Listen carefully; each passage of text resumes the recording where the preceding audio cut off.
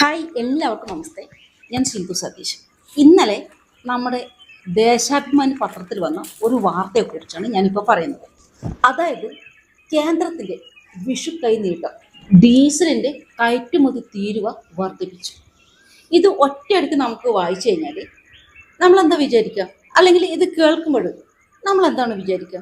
സത്യത്തിൽ ഞാനിത് ആദ്യം വായിച്ചപ്പോൾ എൻ്റെ മനസ്സിലേക്ക് ഓടി വന്നത്, വിഷു ആയപ്പോൾ തന്നെ ഈ കേന്ദ്ര സർക്കാർ ഡീസലിന് വില കൂട്ടി, കയറ്റുമതി തീരുവ വർദ്ധിപ്പിച്ചിട്ട് ഡീസലിന് വില കൂട്ടി.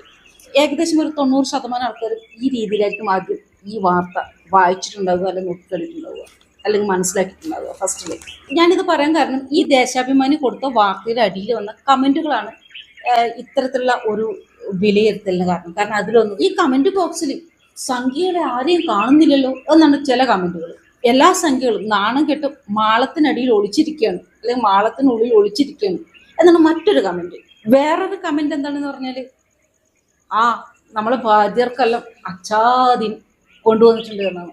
പിന്നെ കുറച്ച് ചിലർ പറയുന്നത്, സംഖ്യകളല്ലേ ഭരിക്കുന്നത്, ഇതല്ല ഇതിനപ്പുറം വരും, ഇതിങ്ങനെ വന്നിട്ടില്ലെങ്കിലേ അതിശയമുള്ളൂ എന്ന രീതിയിലാണ്. അങ്ങനെ നമ്മളെ മലയാളികൾ, നമ്മളെ പ്രബുദ്ധ മലയാളികൾ സംഘപരിവാറിനെയും BJPയെയും RSSനെയും BJP നേതാക്കളെയും മോദിക്കെതിരെയും ഒക്കെ തെറിവിളിയാണ്.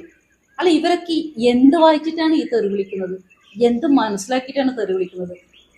എന്തെങ്കിലും കേന്ദ്രത്തിന്റെ എന്തെങ്കിലും ഒരു പദ്ധതിയുടെ പേര് കേട്ട് കഴിഞ്ഞാൽ, അല്ലെങ്കിൽ എന്തെങ്കിലും ഒരു പദ്ധതിയെ കുറിച്ച് പറയുന്നുണ്ടല്ലോ, അപ്പോഴും തെറിവിളിക്കണം. എങ്കിൽ മാത്രമേ പ്രബുദ്ധ മലയാളികൾക്ക് അന്നത്തെ ദിവസം സുഖമായിട്ട് ഉറങ്ങാൻ പറ്റും.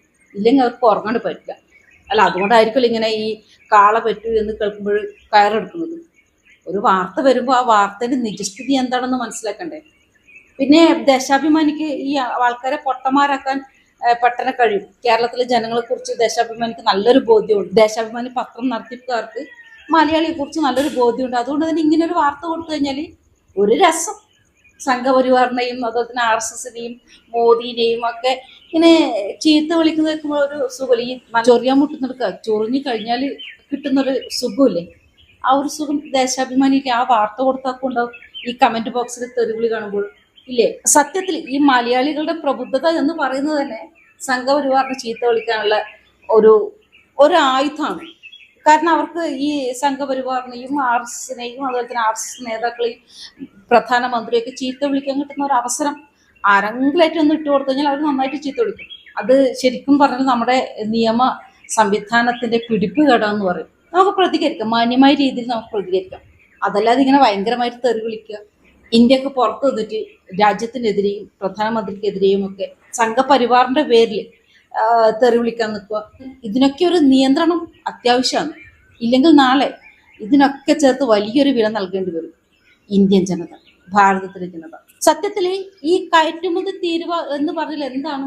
നമ്മുടെ ഇന്ത്യയിൽ നിന്ന് ഒരു സാധനം കയറ്റി അയക്കുമ്പോഴുള്ള തീരുവയല്ലേ?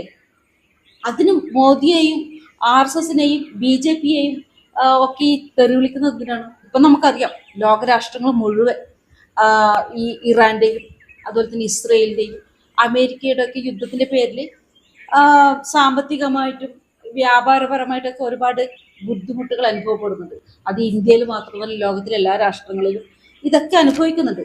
ഈ അമേരിക്കയും ഇസ്രയേലും ഇറാനോട് യുദ്ധം ചെയ്യുന്നത് മോദി പറഞ്ഞിട്ടൊന്നല്ലല്ലോ. നിങ്ങളൊക്കെ കമന്റും കാര്യങ്ങളൊക്കെ കണ്ടുകഴിഞ്ഞു, മോദി പോയിട്ട് പോയി അടിക്കട എന്ന് പറഞ്ഞിട്ട് പോയിട്ട് അടിച്ചതുപോലെയുണ്ട്. ഇത് ഇസ്രയേലും അതുപോലെ തന്നെ ഇറാനും അമേരിക്ക നടത്തുന്ന ഒരു യുദ്ധമാണ്. അതിൽ ഇന്ത്യൻ ജനതയ്ക്കോ അല്ലെങ്കിൽ ഇന്ത്യൻ പ്രധാനമന്ത്രിക്കോ അല്ലെങ്കിൽ കേന്ദ്ര സർക്കാരിനോ യാതൊരു പങ്കുമില്ല. എല്ലാ രാഷ്ട്രങ്ങളും പോലെ തന്നെയല്ലേ ഇന്ത്യയും. ഇറാനും ഇസ്രയേലും അമേരിക്കയും ഇപ്പൊ യുദ്ധം നടത്തുന്ന സമയത്ത് ഇറാന്റെ ഹോർമോസ് കടലിടുക്ക് അടച്ചിട്ടുണ്ടെന്ന് പറയുന്നുണ്ട്. ആ വഴിയിലൂടെയാണ് നമുക്ക് ഗ്യാസ്, ഇന്ധനം, പെട്രോളൊക്കെ വരേണ്ടത്. നമ്മുടെ രാജ്യത്തേക്ക് മാത്രമല്ല, എല്ലാ രാജ്യങ്ങളിലേക്കും ഈ വഴിയിലൂടെയാണ് പോകേണ്ടത്. സ്വാഭാവികമായിട്ടും നമ്മുടെ ഇന്ത്യയിൽ അത്ര ഒരു പെട്രോൾ ക്ഷാമമോ അല്ലെങ്കിൽ ഗ്യാസിന് ലഭ്യതക്കുറവോ ഇല്ല. അത്യാവശ്യം എല്ലാവർക്കും കിട്ടുന്നുണ്ട്, ഗ്യാസ് കിട്ടുന്നുണ്ട്. ഗ്യാസ് ഇങ്ങനെ വാങ്ങിയിട്ട് സ്റ്റോക്ക് വെക്കാൻ കിട്ടുന്നില്ല എന്ന് മാത്രമേ ഉള്ളൂ. അല്ലാണ്ട് അത്യാവശ്യത്തിൽ എല്ലാവർക്കും കിട്ടുന്നുണ്ട്. ഈ ചീത്ത വിളിക്കുന്നവളും അല്ലെങ്കിൽ വിമർശിക്കുന്നവരൊക്കെ ഗ്യാസിൽ ഭക്ഷണം ഉണ്ടാക്കിയതൊക്കെ തന്നെയാണ് ചീത്ത വിളിക്കാൻ നിൽക്കുന്നത്. ലോകത്തിലെ ഏത് രാജ്യങ്ങളിൽ യുദ്ധത്തിൽ ഏർപ്പെട്ടാലും അത് എല്ലാ ലോകരാഷ്ട്രങ്ങളെയും ബാധിച്ചിരിക്കും. അതുപോലെ ചെറിയ പ്രശ്നങ്ങൾ നമ്മുടെ ഇന്ത്യയിലുണ്ട്. ഈ ഒരു പ്രശ്നം എന്തുകൊണ്ടാണ് ഉണ്ടായെന്ന് നമ്മളത് മനസ്സിലാക്കുകയും ആ ഒരു പ്രതിസന്ധിയെ തരണം ചെയ്യുകയാണ് ചെയ്യേണ്ടത്. അതിലൊരു നല്ല ജനത ചെയ്യേണ്ടത്. സത്യത്തില് ഈ ദേശാഭിമാനി ഇങ്ങനെ ഒരു വാർത്ത കൊടുക്കുമ്പോൾ ഈ കേന്ദ്ര സർക്കാരിന്റെ വിഷ്കൈ നീട്ടം ഡീസലിന്റെ കയറ്റുമതി തീരുവ വർദ്ധിപ്പിച്ചു എന്ന് പറഞ്ഞിട്ട് ഒരു ന്യൂസ് കൊടുക്കുമ്പോൾ, ഒരു വാർത്ത കൊടുക്കുമ്പോൾ അത് സമൂഹത്തിലെ പൊതുജനങ്ങളെ തെറ്റിദ്ധരിപ്പിക്കുന്ന രീതിയിലാണ് കൊടുക്കുന്നത്. ഇതിനെക്കൂടി ദേശാഭിമാനിക്ക് എന്ത് നേട്ടമാണുള്ളത്? ഒരിക്കൽ കൂടി ദേശാഭിമാനി നുണ പറയുന്ന, രാജീവ് ചന്ദ്രശേഖർ പറയുന്നതുപോലെ നുണ എഴുതി പിടിപ്പിക്കുന്ന ഒരു മാധ്യമം മാത്രമാണ്. ഇതാണ് നിങ്ങൾ പൊതുജനങ്ങളെ മനസ്സിലാക്കി കൊടുക്കുന്നത്. ഇപ്പം ഇസ്രയേലും അമേരിക്കയും അതുപോലെ തന്നെ ഇറാനും ഒക്കെ യുദ്ധം ചെയ്യുകയാണ്. ഈ യുദ്ധം നടക്കുന്ന സമയത്ത് പൊതുവെ ഈ ആഗോള വിപണിയിൽ എണ്ണവില, അതായത് പെട്രോളിന്റെയും ഡീസലിന്റെ ഒക്കെ വില നന്നായിട്ട് വർദ്ധിച്ചിട്ടുണ്ട്.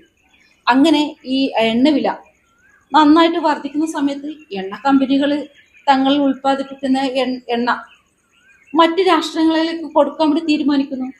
ഇന്ത്യയിൽ നിന്ന് മറ്റു രാജ്യങ്ങളിലേക്ക് കയറ്റുമതി ചെയ്യാൻ തീരുമാനിക്കുന്നു. നമ്മുടെ രാജ്യം മറ്റു രാജ്യങ്ങളുമായിട്ട് വ്യാപാര കരാറിൽ ഏർപ്പെട്ടിട്ടുണ്ട്. അതുകൊണ്ട് തന്നെ ഇവിടുത്തെ എണ്ണ കമ്പനികൾക്ക് മറ്റു രാഷ്ട്രങ്ങളിലേക്ക് എണ്ണ വിൽക്കാനുള്ള സ്വാതന്ത്ര്യമുണ്ട്, അവകാശമുണ്ട്. അതുകൊണ്ടായിരിക്കും അവരങ്ങനെ ചെയ്യുന്നത്. പക്ഷെ കേന്ദ്ര സർക്കാർ എന്താണ് ചെയ്തത്? ഇങ്ങനെ നിങ്ങൾ ഇവിടെ ഉൽപ്പാദിപ്പിച്ച എണ്ണ മറ്റു രാജ്യങ്ങളിലേക്ക് കയറ്റുമതി ചെയ്യുന്നുണ്ടെങ്കിൽ അതിന് അധിക തീരുവ വേണമെന്നല്ലേ പറഞ്ഞത്. ഈ അധിക തീരുവ എന്താ? മോദി, പ്രധാനമന്ത്രി നരേന്ദ്രമോദി അദ്ദേഹത്തിന് വീട്ടിലേക്കാണ് കൊണ്ടുപോകുന്നത്? അല്ല.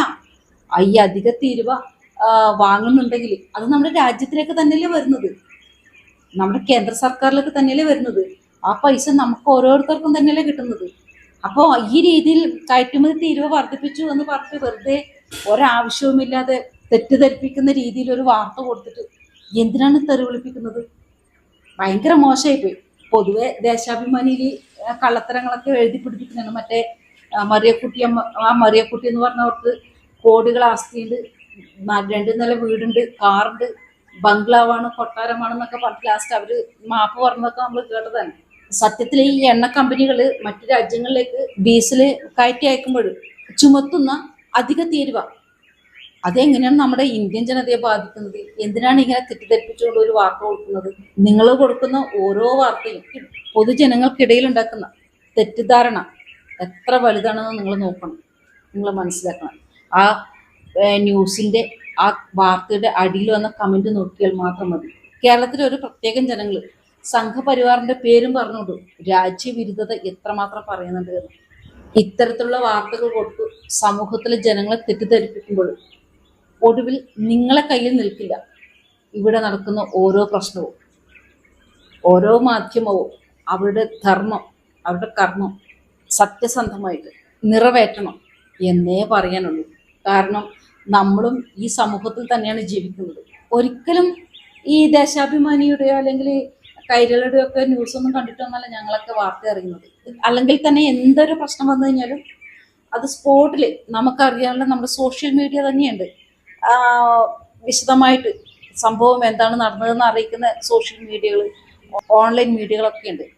അതൊക്കെ ഉണ്ടായിരുന്നിട്ട് നിങ്ങളിങ്ങനെ കള്ളത്തരങ്ങൾ എഴുതി വിടുമ്പോൾ, അത് പടച്ചു വിടുമ്പോൾ നിങ്ങളുടെ ആ മാധ്യമ പ്രവർത്തനത്തിലുള്ള ധാർമ്മികതയുടെ മൂല്യം എത്രമാത്രമാണെന്ന് മനസ്സിലാക്കാൻ കഴിയും. രാഷ്ട്രീയം ഏതോ ആയിക്കോട്ടെ, ജാതിയും മതവും ഏതോ ആയിക്കോട്ടെ, പക്ഷെ രാഷ്ട്രം അതുണ്ടെങ്കിൽ മാത്രമേ നമുക്കിവിടെ നിലനിൽക്കുള്ളൂ. അതില്ലെങ്കിൽ നമ്മളില്ല. രാഷ്ട്രമില്ലെങ്കിൽ നമ്മളില്ല. മറ്റൊരു നല്ലൊരു വീഡിയോ ആയിട്ട് ഉടൻ വരുന്നിരിക്കുന്നത് എല്ലാവർക്കും ജയ് ഹിന്ദ്.